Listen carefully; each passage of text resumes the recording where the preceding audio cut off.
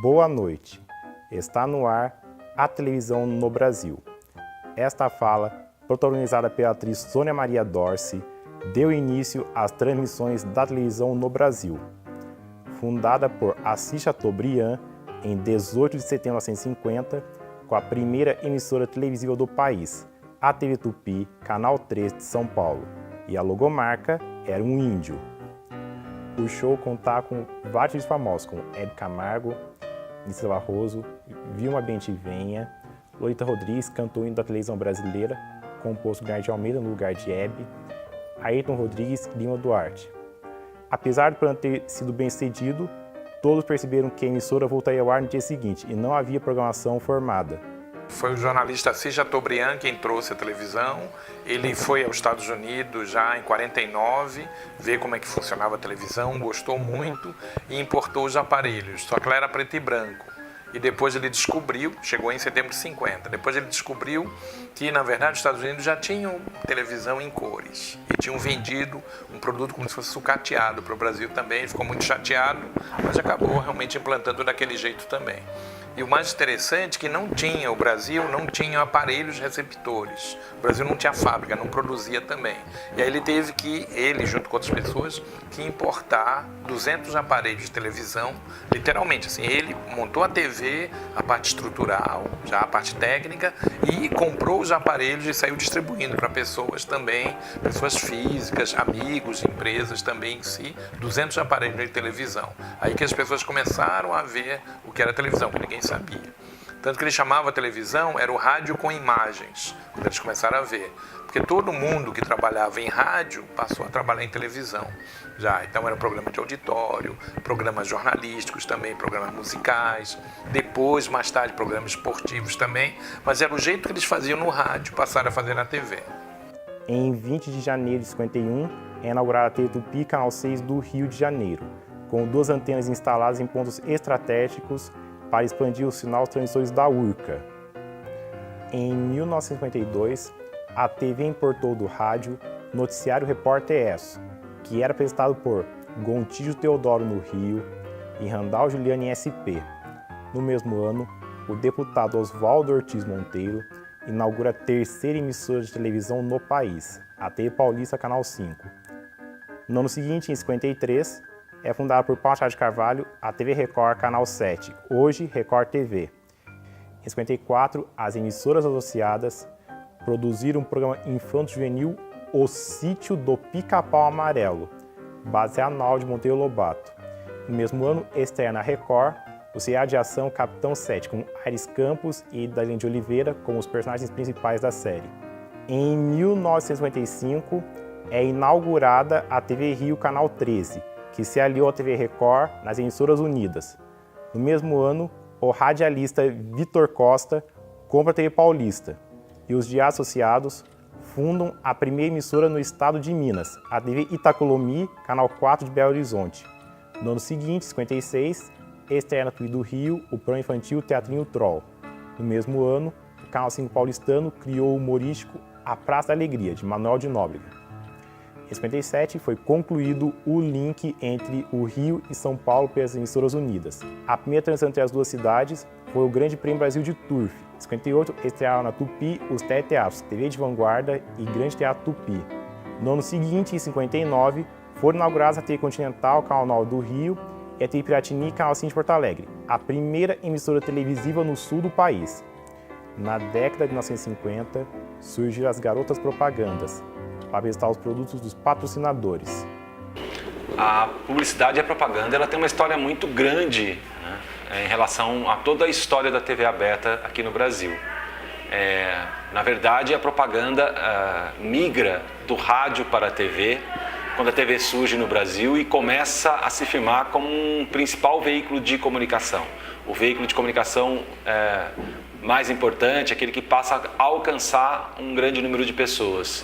E essa migração acontece até numa velocidade relativamente grande, porque os publicitários, né, e a indústria da propaganda percebem que a televisão ela será um veículo de comunicação mais completo, né, por possibilitar aí a junção da imagem e do som, que esses atributos seriam muito impactantes para os anunciantes e para os resultados, né, da propaganda como um todo. Então, ao longo de toda a história da TV, a publicidade exerce um papel fundamental, inclusive garantindo, né, que a TV brasileira seja um sucesso do ponto de vista comercial. A publicidade ela sustenta o negócio da TV aberta no Brasil, né, desde a sua origem. Então ela tem uma importância muito grande para a televisão brasileira. Com o passar do tempo, os comerciais se evoluíram.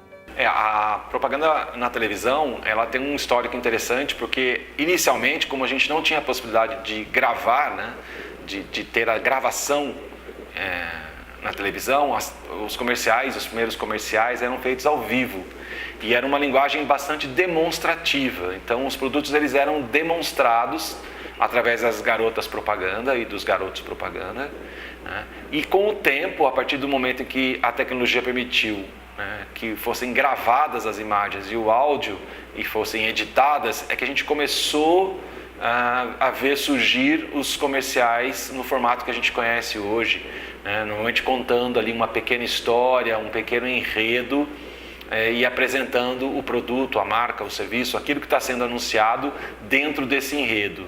Então houve uma evolução que levou a propaganda a ser meramente demonstrativa para um formato mais narrativo, um formato de storytelling, de contar histórias. E lógico que a propaganda ela foi se valendo das evoluções tecnológicas que a própria televisão, né, foi experimentando. Então os recursos de produção, de edição, sonorização, efeitos especiais, eles foram sendo aproveitados, né, pela propaganda para aumentar o impacto das mensagens publicitárias. No ano de 1960, foi inaugurada a TV Excelsior, Canal 9 de São Paulo.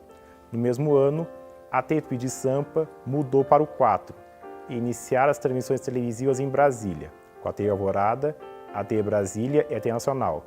E no Recife, com a TV Rádio Clube e a TV Jornal do Comércio. Também em 1960 surgiram a TV Paranaense, hoje a RPC, e a TV Bauru. Em 29 de dezembro de 1972, é inaugurada a TV Gaúcha, hoje RBS. No ano seguinte, 63, é inaugurada a TV Excelsior do Rio. No mesmo ano, é transmitida a primeira telenovela diária, 25499 Ocupado.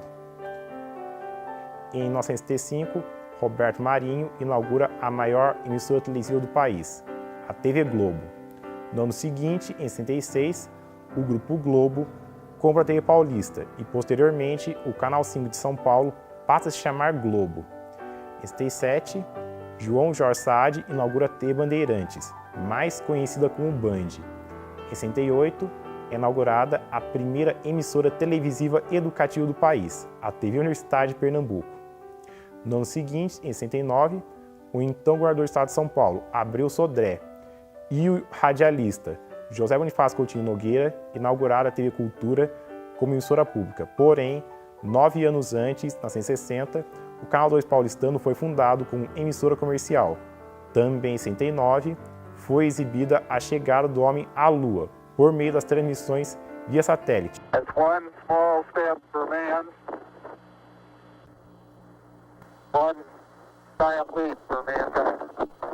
E no mesmo ano, estreia na Globo o Jornal Nacional, o primeiro noticiário a ser transmitido em rede. Em 1970, é inaugurada a TV Gazeta, Canal 11 de São Paulo, e a TV Excelsior é extinta. A seleção brasileira conquistou o tricampeonato da Copa do Mundo no México, transmitida via Embratel, hoje NET e Claro. Em 71, a Globo sacramentou sua audiência com a programação exibindo 4 horários de novelas por dia, às 6, 7, 8 e 10 horas da noite. No ano seguinte, em 72, aconteceu a primeira transmissão em cores com a Festa de Caxias do Sul. Já foi a Festa da Uva, lá no Rio Grande do Sul, e um dos presidentes da República, que na época estava sob o governo militar, era gaúcho, e aí resolveram fazer uma homenagem a ele também, lembro qual foi a cidade. Aí mostram as mulheres, as pessoas, tipo um barril assim grande, as pessoas amassando a uva também. E aí foi a primeira emissão colorida do Brasil também. Agora dizem que na Copa do México o Brasil já mandou imagens em cores também, porque o México já tinha TV em cores também. Só que ninguém aqui tinha receptor, né? Só a partir de 72, 73 que as TVs começaram a ser coloridas também. Em 73, estreia a primeira novela colorida, O Bem Amado. No mesmo ano, estreia na Globo os programas Fantástico e Esporte Espetacular.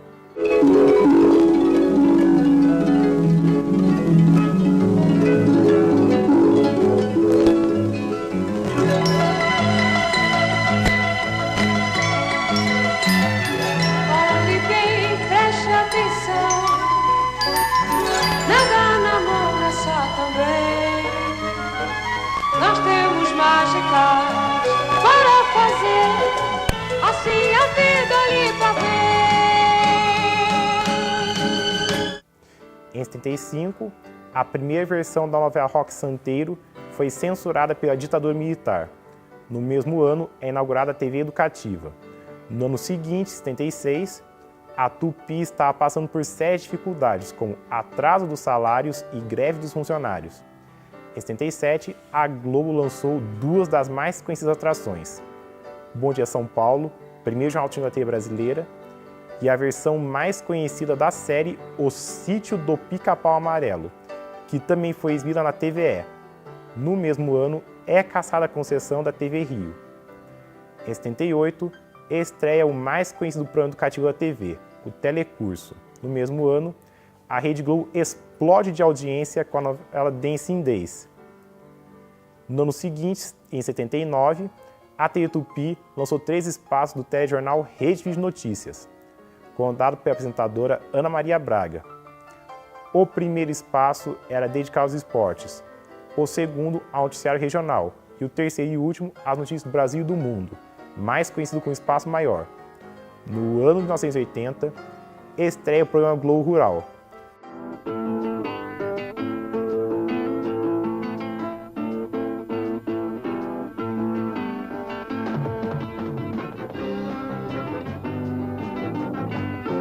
Rede Globo apresenta Globo Rural. No mesmo ano, a Rede Tupi foi extinta. No ano seguinte, em 81, o apresentador e empresário Silvio Santos inaugura o SBT. E é pela vontade de Deus, e é pela vontade do povo, que hoje estou aqui, assinando este contrato com o Ministério das Comunicações e também assumindo a responsabilidade de 4 canais de televisão. Um ano depois, em 82, a emissora começa a transmitir as telenovelas mexicanas no Brasil. Em 5 de junho de 83, é fundada por Adolfo Bloch a TV Manchete, com o discurso do empresário, e depois foi exibido o programa Mundo Mágico.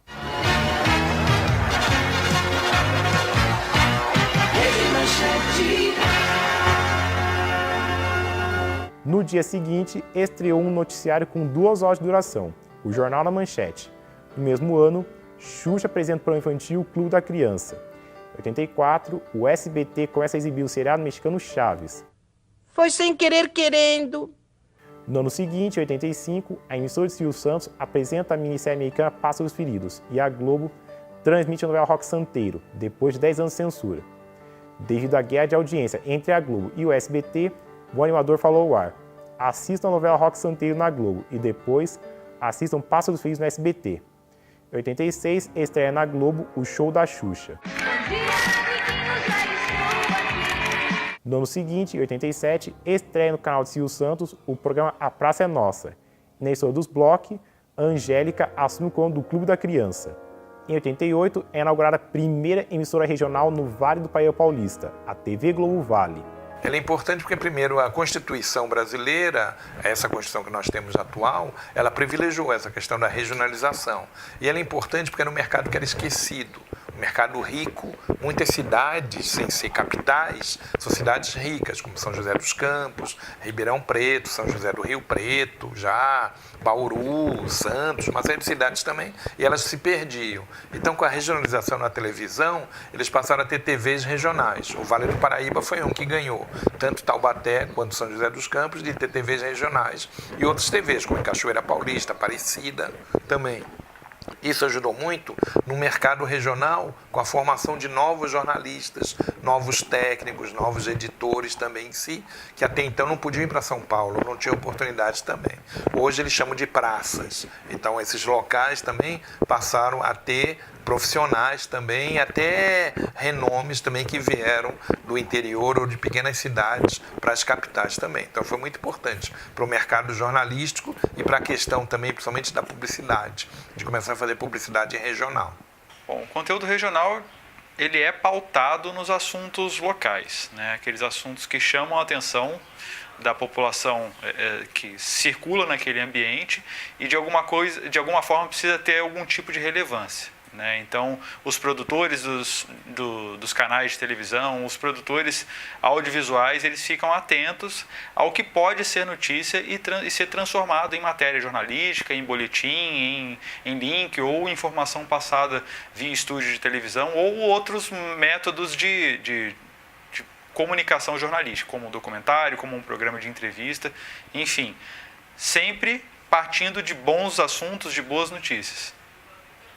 No mesmo ano, estreou no SBT o TJ Brasil, o primeiro telejornal brasileiro com a figura do âncora.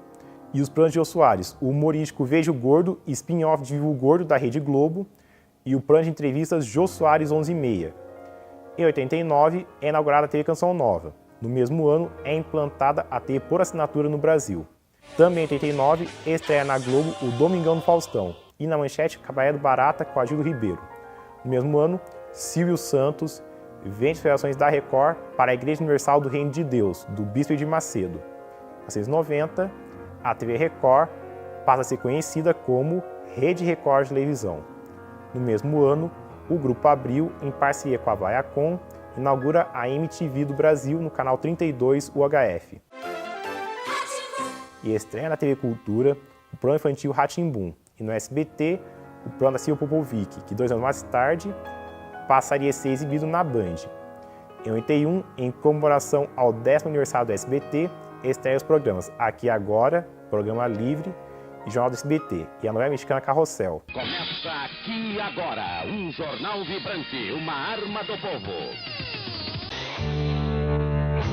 Programa Livre.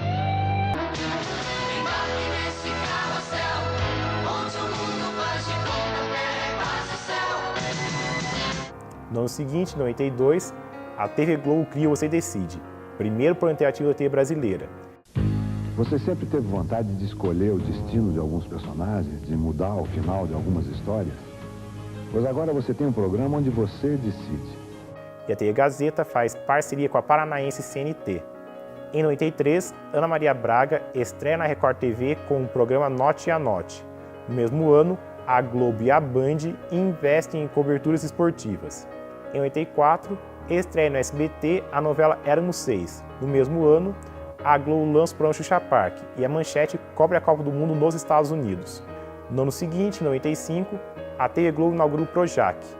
Morre o empresário Adolfo Bloch e seu filho Pedro Jaque Kepler, o Jaquito, assume o comando da rede Manchete. Porém, a emissora mergulhou em uma profunda crise e perdeu a maioria das afiliadas para a Record TV e CNT. Em 96, o SBT inaugurou o Complexo de Televisão da Anhanguera, ou simplesmente CDT. A Rede Globo reformulou a grade informativa com o novo formato Bom Dia Brasil, sob o comando de jornalistas Renato Machado e Leane Norbert. Bom dia! Bom dia! Hoje, 1º de abril, está indo ao ar a nova versão do Bom Dia Brasil. Mas sem brincadeira, nosso compromisso é com a verdade. William Bonner assume o comando do Jornal Nacional e Pedro Bial passa a estar ao Fantástico. No mesmo ano, a Band lança o programa H com Luciano Huck. Mexendo a cadeira na sua tarde aqui na Rede Bandeirantes de Televisão. Um dos lugares mais gostosos da televisão brasileira, de segunda a sexta, aqui, final de tarde, é na Band. Também em 96, é lançado o primeiro canal brasileiro de notícias 24 horas, a Globo News. Neste momento, você está vendo surgir a Globo News.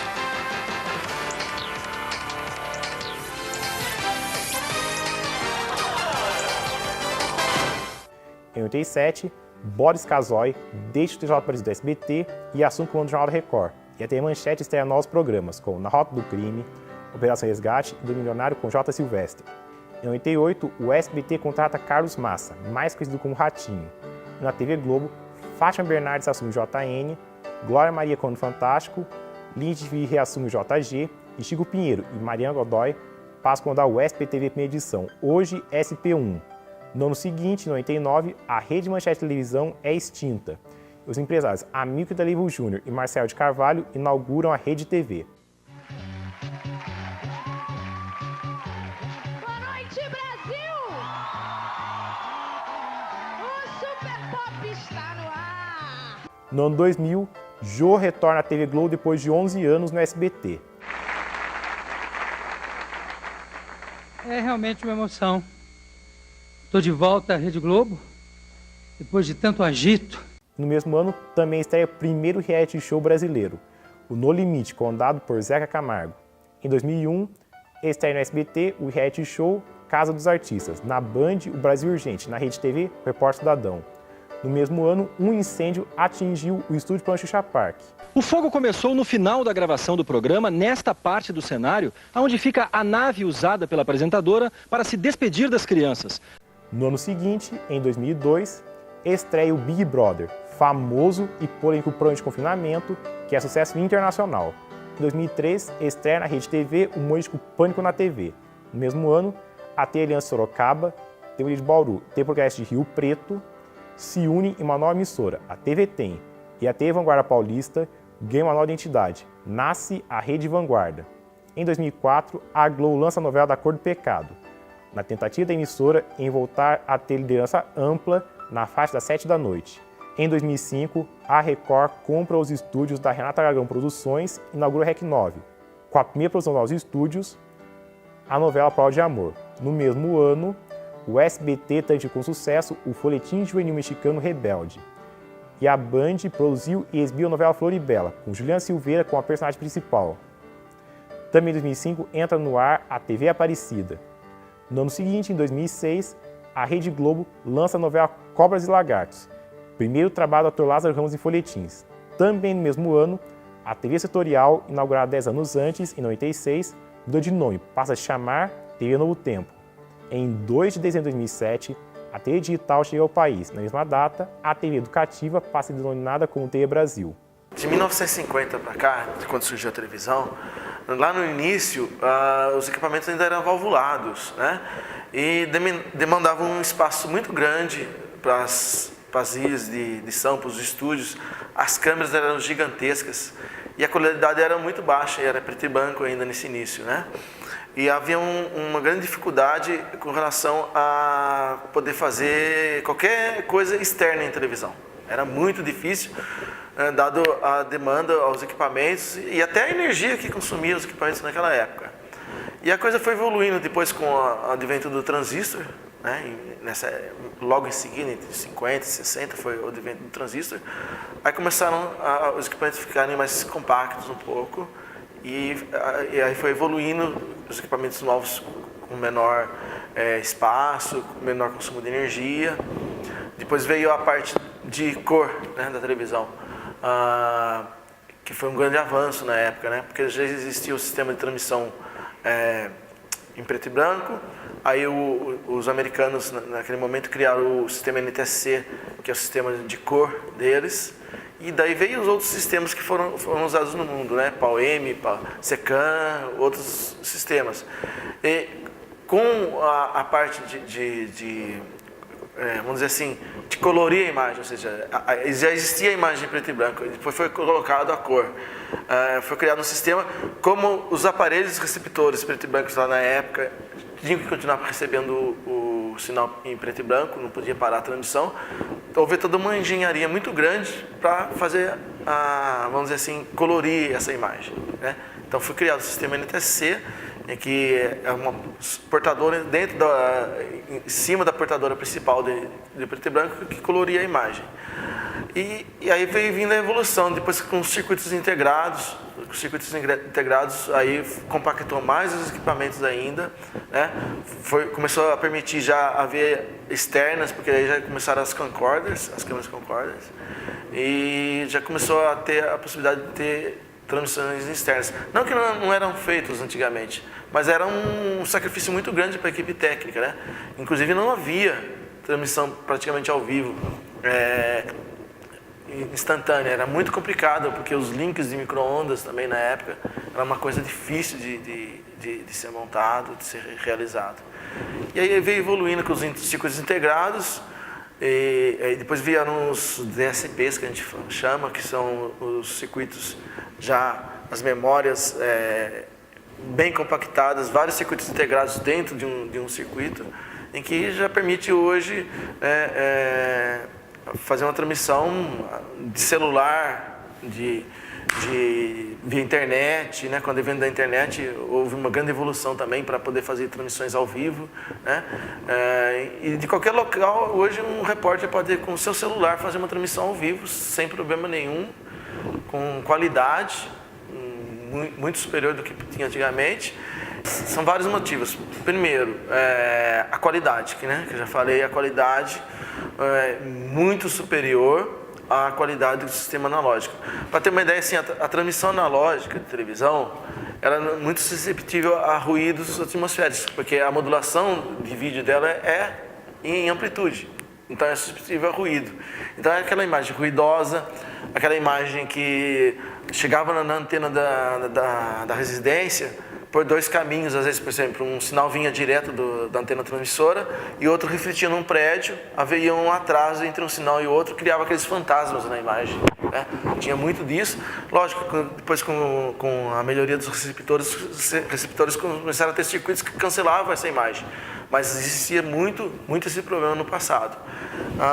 Com a digitalização, além de ter mudado o aspecto, que foi de 4:3 para 16:9, a qualidade, né? A qualidade dos receptores também melhorou, que tem muito mais pixels, ou seja, os pontos de imagem são muito mais próximos, então dá uma qualidade muito melhor. E a interatividade, né? Na TV digital. Porque um canal de TV digital está sendo implantado em todo o Brasil, sendo substituído, dá para a gente colocar até com uma qualidade digital, mas um pouquinho inferior, não seria Full HD, no canal de 6 MHz, que é a banda que é utilizada para televisão, daria para a gente colocar 4 até 5 canais. Com a massificação da internet, a transmissão online do sinal televisivo, tanto aberto como por assinatura, passou a disputar com serviços de streaming como Netflix, YouTube, entre outros. Boa parte da TV aberta nos dias de hoje está ocupada por programas religiosos e televendas. De 2016 até 2020, o sinal televisivo analógico será desligado no Brasil, mantendo apenas o digital em funcionamento.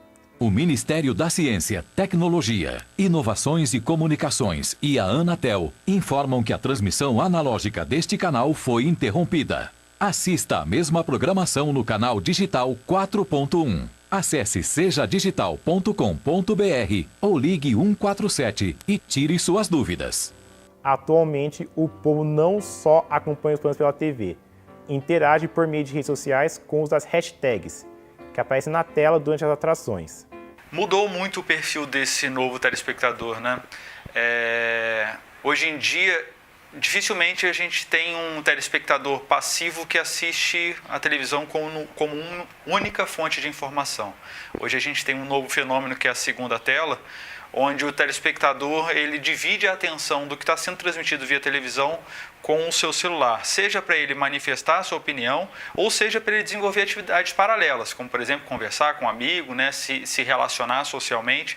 Então, hoje em dia, aquele foco que antigamente a televisão tinha, que era exclusivo, era único, né? Hoje em dia o celular, as tecnologias digitais acabam dividindo essa atenção entre televisão e outros recursos tecnológicos. A interatividade é muito importante, por exemplo, hoje, como está todo mundo ligado através do celular, nas redes sociais, é possível assistir um programa no celular de TV, porque junto com a transmissão digital nós temos o que a gente chama One Segment. Um segmento é de transmissão para os celulares ou outros dispositivos móveis, o que permite então você estar caminhando e ter a TV, uma recepção de TV no seu celular. Você não precisa estar conectado. O próprio celular que tem a recepção de televisão, ele já recebe esse sinal que está no ar junto com o sinal principal, que manda um segmento de dados para esse celular com menor qualidade, porque a tela do celular é pequena, não precisa ter muitos pixels de recepção. Então é um segmento do pacote total. E a interatividade com os programas, o que seria? Independente, em qualquer lugar que a pessoa estiver, ela vai poder estar interagindo com o apresentador do programa, através em campanhas, em pesquisas que lançam no programa de televisão. Existe no futuro, já está planejado, você poder estar comprando produtos. Vamos dar um exemplo assim, já tem algumas televisões que tem até um mouse, né, no controle dela, em que, por exemplo, você está passando a novela, você vê a roupa da pessoa lá, se você clicar em cima, você já vai abrir para comprar ela. É uma interatividade, é um planejamento de interatividade que vai ter, né, que vai existir logo, você está comprando as coisas pela própria televisão. Esse vai ser o auge da interatividade com a televisão, que é o que as emissoras estão trabalhando agora para estar implantando, né? E o sistema, que através do nosso sistema, o sistema Ginga, que vai permitir fazer isso, além das opiniões na rede social a respeito. As redes sociais hoje elas são fundamentais, né, para a manutenção da audiência de um programa televisivo. É importante lembrar que a TV digital, quando ela foi pensada, quando ela foi planejada e acontecia já em outros países, a televisão digital em si já promovia essa interação, né? A interação ela acontecia no próprio aparelho de televisão. No Brasil, esse processo foi um pouco mais lento, né? A televisão digital ela foi incorporada no Brasil o sistema japonês, porém só o sistema relacionado à qualidade. A questão de interação, que o Brasil também já poderia ter comprado pronto, o governo brasileiro optou por desenvolver tecnologia própria e criar o próprio sistema de interação dentro do mercado nacional, investindo em pesquisas, em universidades e coisas do tipo. O problema é que isso no Brasil acabou sendo moroso demais, foi muito lento, o que deu espaço para que a internet tomasse conta desse papel de interação, que hoje já é uma necessidade da população, né? Todos sentem a vontade de se posicionar e dialogar com aquilo que eles estão assistindo. Hoje, há várias categorias de canais televisivos. A TV aberta, a TV por assinatura, as web TVs e as plataformas de distribuição de conteúdo digital. Porém, apesar disso, a TV ainda é o principal veículo de comunicação do Brasil.